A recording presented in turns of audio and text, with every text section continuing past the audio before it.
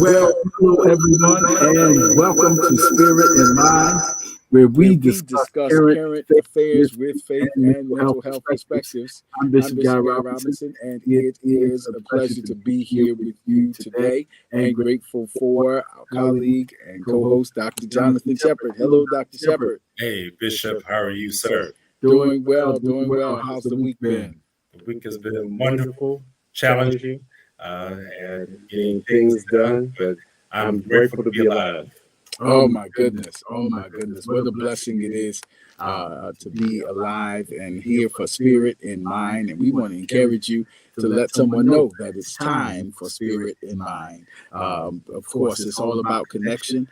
You You can can join join us us here here live live on on Praise Praise 106. 106. Let Let somebody somebody know know to to turn turn their their radio radio station station to to Praise Praise 106 106 and and join join us. us. You You can can also also get get ready ready to to call call in. in. Our Our number number here here at at the the studio studio is is 443 443 380 380 2803. 2803. Again, Again, that's that's 443 443 380 380 2803. 2803. We'd We'd love to love to hear hear from from you you and and for for you you to to be be a a part part of of our our discussion discussion today. today. We We believe believe we we have have something something important and important and exciting to exciting to discuss, discuss, and and other other ways ways that that you you can can connect connect with with us. us. And And Dr. Dr. Shepard's going Shepard's to going to go go over over those those now. now. Absolutely. And so, for all of those who have been watching and listening to us, please continue to reach out to us. We're so excited when we are getting emails or random messages as we enter into various spaces where people say, I am listening to you. And so, that is so encouraging to know that you can follow Bishop C. Guy Robinson. For those who are watching us by live stream, I'm putting the slide up now. You can email him, you can call him. You can also follow him on Instagram or Facebook at CGR Ministries. Go there, like his page, go there and make sure you follow him. You can go and even follow him on YouTube. Bishop is also a pastor. You can go and listen to the various sermons. You can even join him for Sunday morning worship. And I'm sure he'll be glad to see you. He is also an author of the book Critical Collaborations. And so we want you to know how to follow Bishop, and I'm sure you'll be blessed that you will do so. If you want to follow me, and I think it would be good for you to follow me also. If you're in need of direct care services, you can email me. And my email is listed there for all those watching via live stream. You can also follow me on YouTube. Subscribe to my YouTube channel, Dr. Jonathan Shepard. Follow me on Instagram at Dr. J. Shep, and even my website, drjonathanshepard.com. You'll get the information that you need and it relates to direct care services, or if you're in need of Bishop or myself to come out to various organizations or destinations where you may serve, so we can talk about mental health and how faith intersects with mental health. We want to make sure that we make ourselves available to you so you can reach out to us, and we want to make sure we can get that information to our listeners and to our community. Absolutely. We thank you in In advance for advance for the the power of power of connection. For connection. And those for who are those who are already already connected, connected, thank you thank you for for staying staying connected connected. because you are a part of this Spirit in Mind experience. Again, the number to call into the show is 443 380 2803, and you can join us live right here because it is time for Spirit in Mind. Listen, we're talking about, or today we plan to talk about, we want you to be a part of this discussion as we talk about National Minority Mental Health Awareness Month, an important subject and a really seminal figure in the role of the development of bringing this discussion to the surface. Dr. Shepard's going to give us a little bit of background on it. And again, we want to hear from you and welcome you to put things in the chat line. And again, you can call us at 443 380 2803. Let somebody know that we're discussing National Minority Mental Health Awareness Month live on Spirit in Mind. So, as Bishop has mentioned, July is BB Moore Campbell National Minority Mental Health Awareness Month, and it started in actually 2008, and the theme this year for the National Minority Mental Health Awareness Month is culture, community, and connection. And the founder, or I shouldn't say the founder, the person who was named after is BB Moore Campbell. I'm just going to tell you a little bit about her and to why it was so significant. for this particular month to even be named after her. And so Phoebe Moore Campbell was author, advocate, and co-founder of NAMI, which stands for the National Alliance of Mental Illness Urban in Los Angeles. And she was a champion for addressing the profound impact of racism, mental health, and the enduring strength of culture, community, and connections. Wow, that's a mouthful. Because as we live in this community and this society today, I tell you, the impact of racism and mental health on people of color is real. If I was in church or another place, I would at least ask for some type of amen or something to confirm that because it is real. Amen. Thank you, sir. The impact of racism and mental health. And so she was a champion for being able to get rid of the stigma, be able to allow people of color to talk about their experiences. Because what happens when you get into various communities, number one, they may not think that mental health is important. And number two, they may think that it's something that is not real. Or number three, they just remain in silence, they suffer in silence.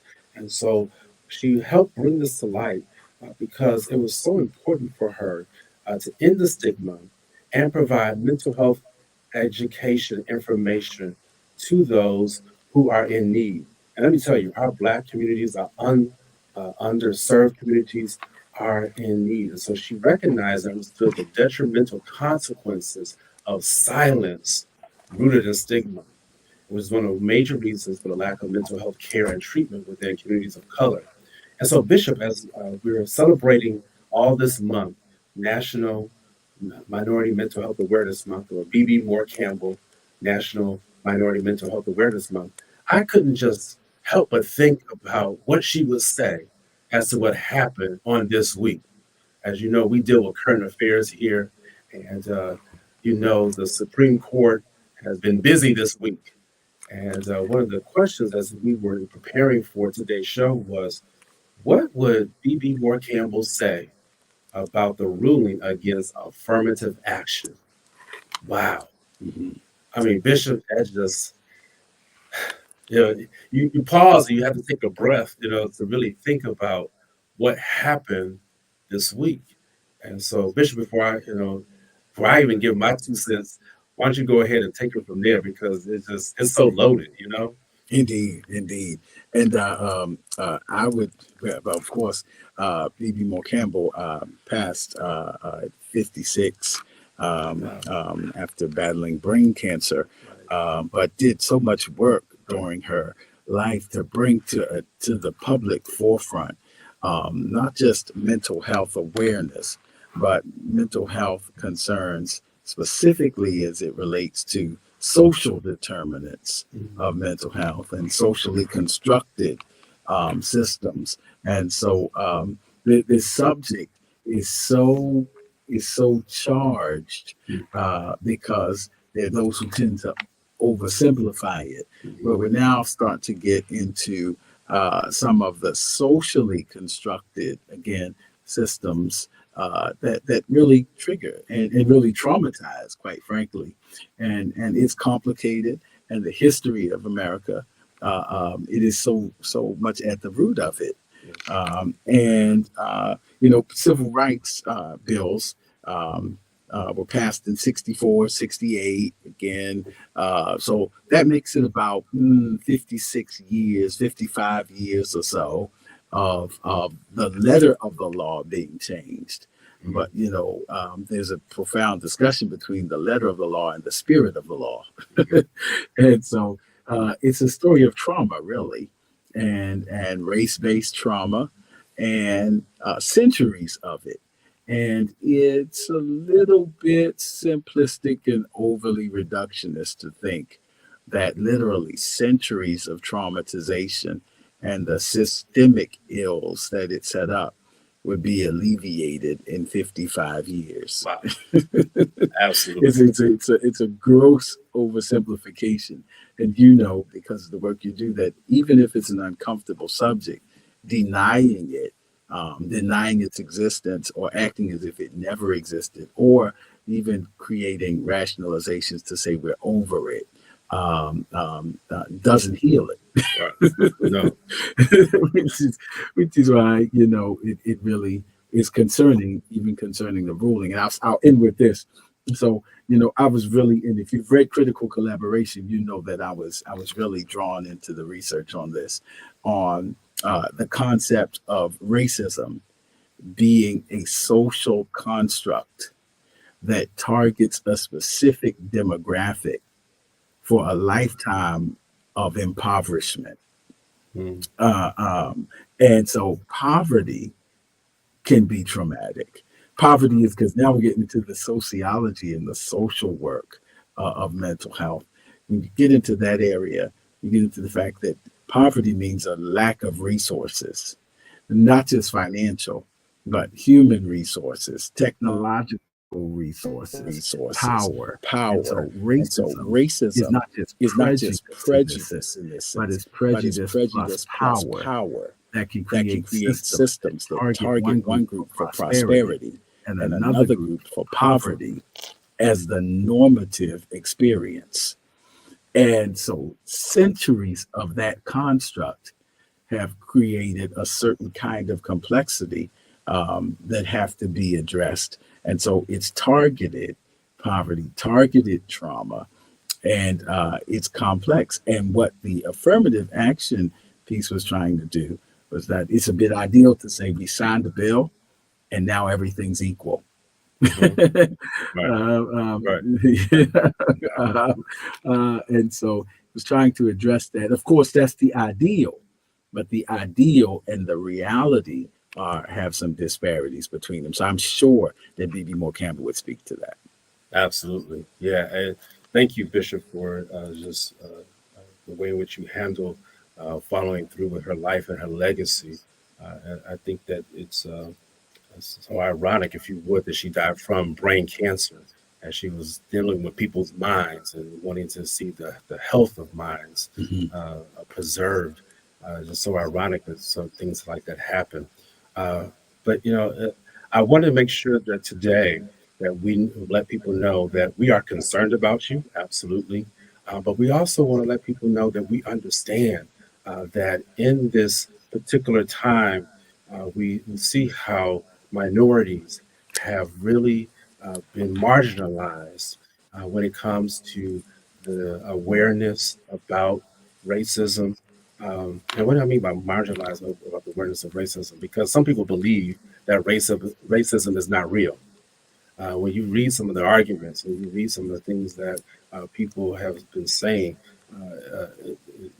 they really think that because we've achieved, like you said, Bishop, some accomplishments and been able to see some progress, that everything is on an equal footing.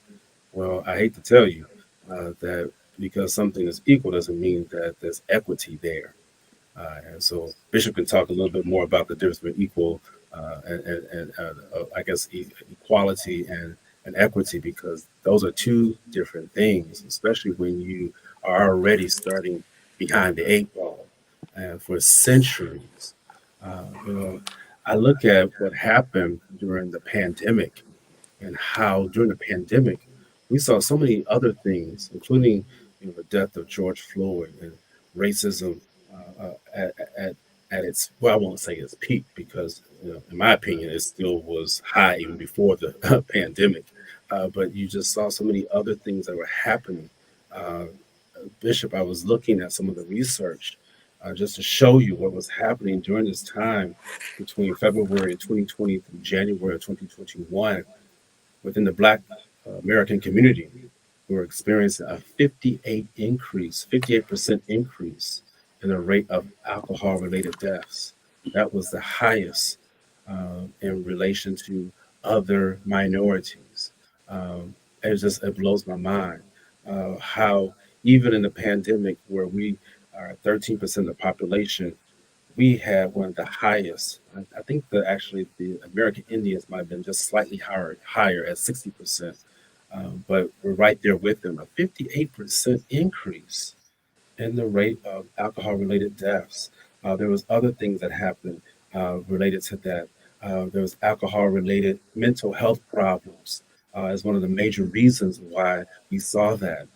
Why are you bringing this up, Dr. Shepherd? Because in this month, as we are talking about Minority Mental Health Awareness Month, we want to let people know that we are aware of what's happening to our communities. BB Moore Campbell, I'm sure, would want us to be talking about today. We have got to wake up.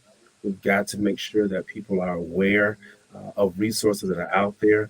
We have to make sure that we don't allow people to silence us. We don't allow people to water our message down. Um, I really was really sad, honestly, by the ruling regarding affirmative action and the restrictions that were put on it. I know some people say, well, Dr. Shepherd, or did you get into medical school because of affirmative action? Uh, you know, maybe I did, maybe I didn't. I don't really know. I wasn't there on the admissions committee mission. But what I do know is that when I got in there, I was able to prove that I belong. Right. And so that in itself lets people know that we have to have some opportunities. I'm not slow, you all, and I'm hesitant to say some of these things today because I know that there's some people who may not necessarily agree. But you know, people have to have a door open in order for them to be able to show that they're able to do the work, to be able to show that they can handle the load, they can handle the challenges that are going on. And Bishop is right. Affirmative action was not going to just eliminate all the ills of our society, but it was a way for us to have an open door, if you would, because once the door is open, you still have to prove the work. And sometimes people forget that. Just because someone opens the door for you doesn't mean that they allow you to skate on by. Bishop, no, I had to work. And let me remind you, I had to work doubly as hard as some of my other counterparts because of my skin color. So even though the door was open to me, I still had to work hard. And I would love to hear if someone out there has some stories about what they had to go through. You can call into the show 443-380-2803. Let us know how you feel about this action. Let us know how you feel about what we're discussing. Let us know what you think maybe more Campbell would say regarding the ills of today's society and how we can help to cure those. But Bishop, I really thought about that. And in some ways, I'm a little offended because people say, well, you just got in because of this. I said, okay, all right. The door was open to me, but I had to walk through the door and then I had to shut the door and go through the house and go through the back way and make sure that everything was done before I left the house so that I could prove that what I knew, what I learned, I was able to apply and learn. So, Bishop, this is just such a riveting discussion. I tell you, it brings up a lot of emotion for me. Yes, you bring up a powerful point, though. You, regardless of how you got in, you had to do the work, Right. and so, but what was granted was opportunity, Right. an opportunity that sometimes, even today, that research can show can be consciously or unconsciously denied certain persons based on conscious or unconscious prejudice. And so that's been shown in real estate market and the values of homes and all kinds of studies that have been done. It's been shown in the redistricting and gerrymandering, all kinds. So what we're talking about, what you're talking about is opportunity was given. You still had to maximize it. That's right. But the opportunity was given to you to create equity and not just equality. So even with that, there's an effort there's still work to be done. It's not a handout, if you will. It's just an effort to acknowledge. And it's complicated because it has a lot to do with our history. And, as you know, history can have a very strong effect even on our present self. So this kind of like, let's just move on, can sometimes be a euphemism for not addressing and denying and repressing.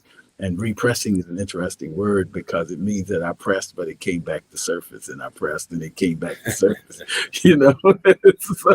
So we keep repressing, Yes, right. and it keeps Right, rising rise up back up. because it has not been, if it hasn't been sufficiently addressed, it will be repressed and then surface again. And so, and it's a complicated thing because in some ways, we have to bear both the um, privileges and responsibilities that come with decisions that were made before us by our predecessors. So even for those, I sometimes get that question about Adam and Eve in theology. Why do I have to struggle because of their decision? Mhm. It's saying some things are because we also inherit certain benefits. We also inherit certain responsibilities so that the future can be moving forward. And that requires a very collectivist kind of mindset as well, which kind of challenges our, kind of strong emphasis on individualism. But we are standing on the shoulders of those who have gone before us, and we are reaping the benefits and bearing some of the responsibilities of those things that have happened before us. And so it is complicated, and that's why it has to be talked through. But your point about being given an opportunity Mhm. still had to be maximized to the best of your ability. And given that opportunity, you did it, I did it, and there are many others who did it as well. Absolutely, absolutely. And thank you, Janet Rogers. She had mentioned one of the books that B.B. Moore Campbell wrote, which was 72-Hour Hold. So Yeah, we encourage people to go uh, during this month of July. Let's go look up some of her literary works. 72-Hour Hold, and she wrote some other books that are noted. And this will be a wonderful time to go back and refresh yourself. Bishop, I want to mention, I know we're coming down to the last 5 minutes. I want to mention a statement that the American Medical Association stated, which I'm a proud member of, which represents most of the physicians here in the United States of America. They stated that the medical school's inability to consider race and emissions is bad for healthcare, hmm, bad for medicine, and undermines the health of our nation. Wow. absolutely. Yeah, Well said. American Medical Association, which is the largest professional organization that represents all board certified physicians. Yeah, they were the ones who said that this is bad for healthcare, bad for medicine, and undermines the health of our nation. And just to break that down just a little bit more, it is bad for healthcare because when you limit the number of people who are coming into your medical schools, we're already in a shortage. All right, already a shortage. About 5%, 3 to 5%, they kind of go back and forth with that number about the number of Black doctors that are in the United States. So now you're limiting the pool that we can even garner doctors from. And we know that, and literature has also shown that when a Black doctor is present in a area, that the lifespan of the Black people in that area go up, Bishop. Absolutely. It increases. So, some of this people are knowing what they're doing, and I'll just say that. So when there are not enough Black doctors, we're literally cutting off our lives. We're literally putting ourselves in a way of disadvantage, or people are doing that, not us ourselves. But I want to let you all know that with the disparities that are occurring already, it's hard. It's hard already to find a physician who is competent, who understands what you're going through as a Black person, as a person of color. And so I wanted to lift that just in case people were wondering, well, what is it just all the Black people who are upset? No, the American Medical Association stated that this is bad for medicine, bad for healthcare, and undermines the health of our nation. Wow, wow, wow. Listen, so in our last minute and a half or so, we just want to encourage persons to keep the conversation going, even when it is not encouraged to keep going. Understanding that one of the things that perpetuate the traumatic experience and effect, or the ongoing after the traumatic event, it perpetuates the traumatic experience and traumatic effects is the minimalization and denial of it ever happening or having ongoing relevance. That only perpetuates the trauma. That's, in whatever form of trauma has happened, like get over it, or did you ask for it? And, why'd you, Right. all those kind of things that suggest that blame the victim, if you will.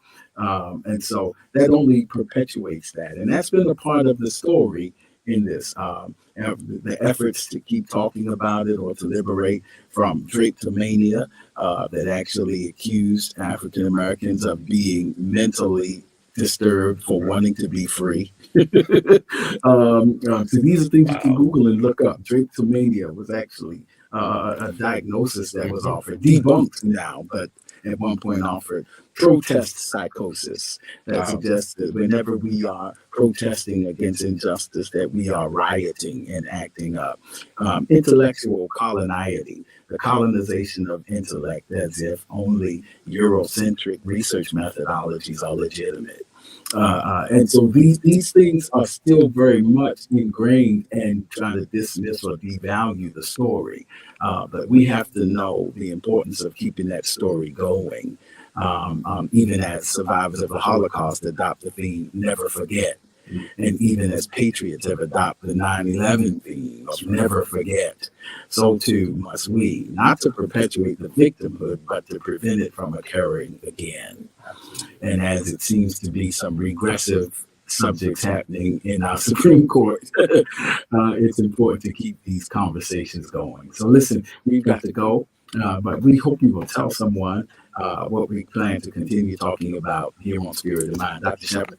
Yes, thank you, everyone. Continue to just remember B.B. Moore Campbell.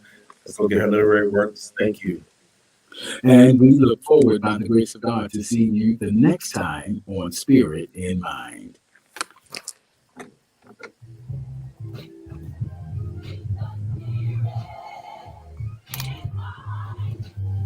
forget to follow us on social media. We're on Facebook at Spirit in Mind, and we're also on Instagram at Spirit in Mind Live. Join us